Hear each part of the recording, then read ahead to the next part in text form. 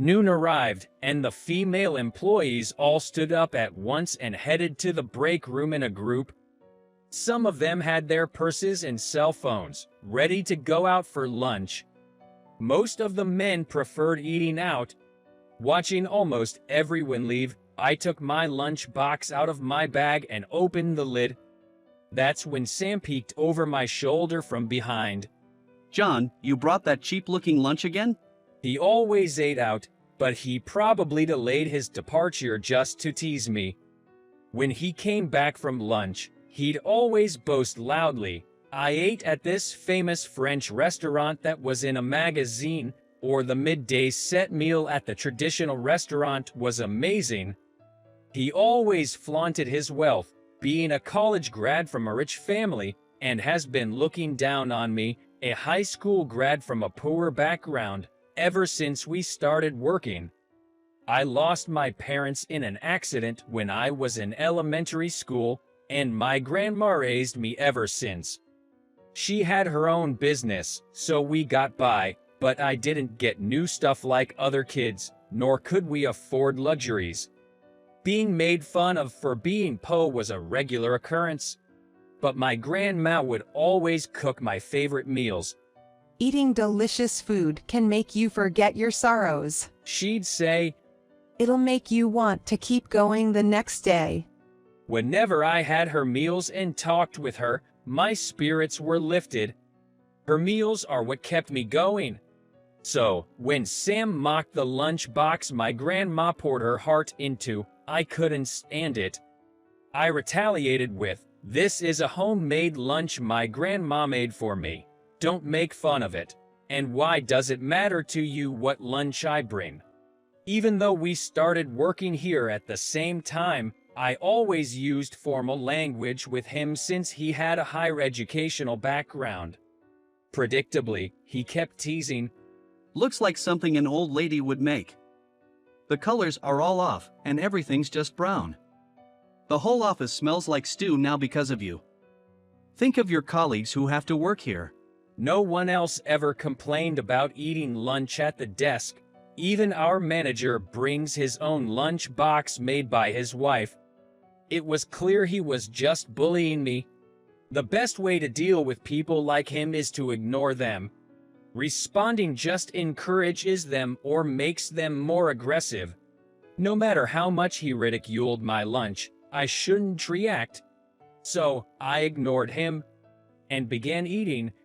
After some more taunting, he realized he was running out of lunch time and left with an annoyed click of his tongue. It's baffling that even as adults, some people still behave like schoolyard bullies. These people probably won't ever change. Then one day, during lunch, Sam approached me. John, I feel bad seeing you eat that awful lunch every day. Let me treat you to lunch today. I wondered what got into him, but I politely declined. I appreciate the offer, but I have this.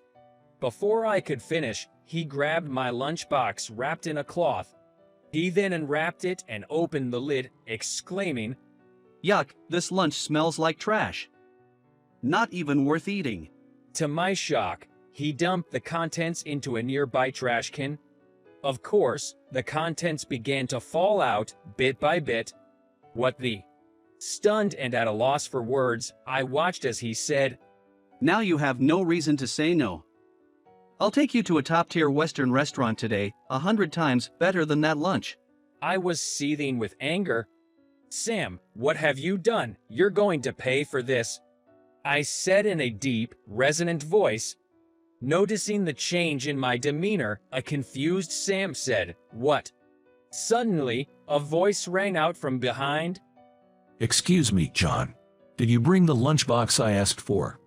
I turned around to see Mr. Sounder, the CEO of our company's biggest client. Mr. Sounder? Why are you here? He was freaked out by the unexpected situation and shouted out in a cracked voice.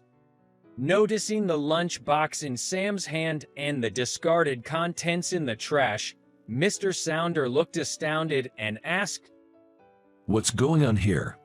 I sincerely apologized to Mr. Sounder. I'm terribly sorry.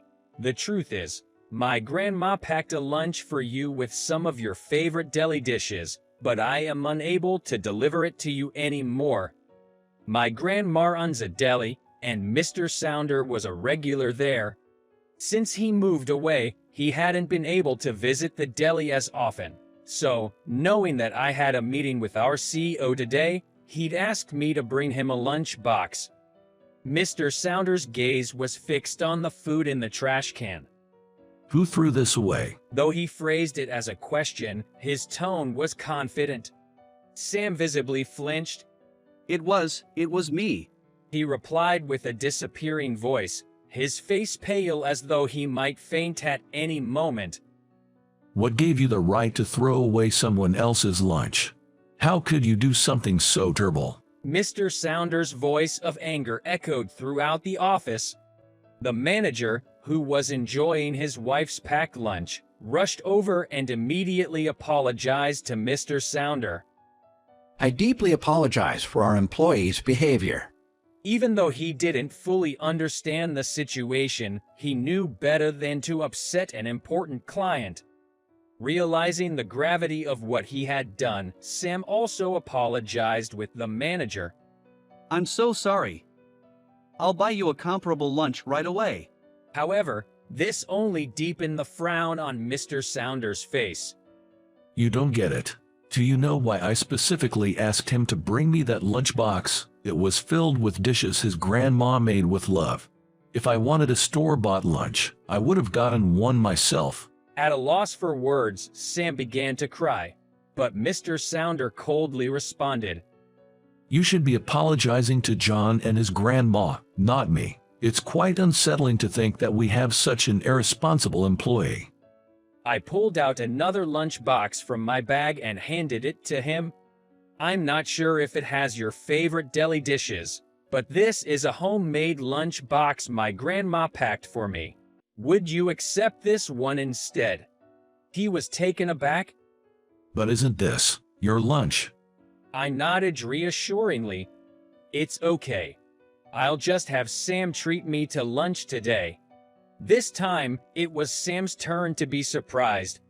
Holding the lunchbox I gave him, Mr. Sounder said, "For John's sake, I won't mention this again. But you, young man, need to seriously reflect on your actions." He then left for his meeting with our CEO. After getting permission from the manager to go out for lunch, Sam and I left the office. Sam took me to a fancy Western restaurant, a place I normally wouldn't go. The burgers alone were over $20. It's nice to dine out once in a while, I said, then he sincerely apologized. John, I truly apologize. He then shared his story of why he had thrown the lunch away. His parents were well off, however, they were always busy. Whenever there were school events that required students to bring lunch, his mom would order gourmet lunch box from high-end restaurants. While everyone else was enjoying homemade lunches with their families, I was eating alone, and it was lonely. As he progressed through high school and college, fewer and fewer classmates brought packed lunches, so he didn't really feel self-conscious about it anymore. But, when I found out that you brought a homemade lunch to work, and it was obviously a very elaborate homemade lunch, I was jealous. Out of jealousy, he had tried to mock me for being a high school graduate and being less wealthy, and when that didn't work, he lashed out. I wanted to prove that a restaurant lunch was better than your homemade one. Now I realize how wrong I was. No matter how much I apologize, it won't make up for it. He sobbed. It was eye-opening. I always envied his privileged background, never knowing the loneliness he felt. If you promise not to harass me anymore, I won't take any action against you for what you did. Tears streaming down his face, he vowed never to mistreat me again. The next day, I handed him a lunchbox. My grandma heard about what happened and wanted you to have this. He was in shock and asked, Is it okay? She wants you to have it. With that said, he responded, Thank you, and accepted it. From then on, things changed. Sam was transferred to the customer service department. It was a decision made by the upper management based on the report from the manager. He solemnly received the transfer notice and replied, "I'll work with a renewed spirit and dedication." Although Sam and I are in different departments now, I see him almost every day. That's because, ever since that day, my grandma started packing an extra lunch for him. The day after I first handed him the lunchbox, he visited my grandma's deli. Eating the lunch made with so much love, I realized the foolishness of my actions. I'm truly sorry. My dear, I'll make you lunch every day from now on. Make sure you eat up. She assured him. Feeling indebted to her, he started frequenting the deli and soon became a regular. Just the other day, Sam bumped into Mr. Sounder at the deli. Seeing his discomfort, my grandma praised him to Mr. Sounder. This young man has truly turned over a new leaf, all thanks to you, Mr. Sounder. Hearing this, Mr. Sounder smiled and said, Eating food made with so much love, it's hard for anyone to stay mad. He then patted Sam on the shoulder and said, Keep up the good work. Sam nodded vigorously and replied with a strong yes. On weekends, Sam started helping out at my grandma's store, becoming like another grandson to her. I did wrong. He confessed. But I'm grateful for this chance to connect with John and others because of it. The mischievous look he once had was now gone, as if a weight had been lifted from him. Me too, I added. Any tension between us vanished, and he became one of my best friends. After 2 years in customer service, it was announced in April that Sam would be returning to my department. I'm sure we'll become great work buddies,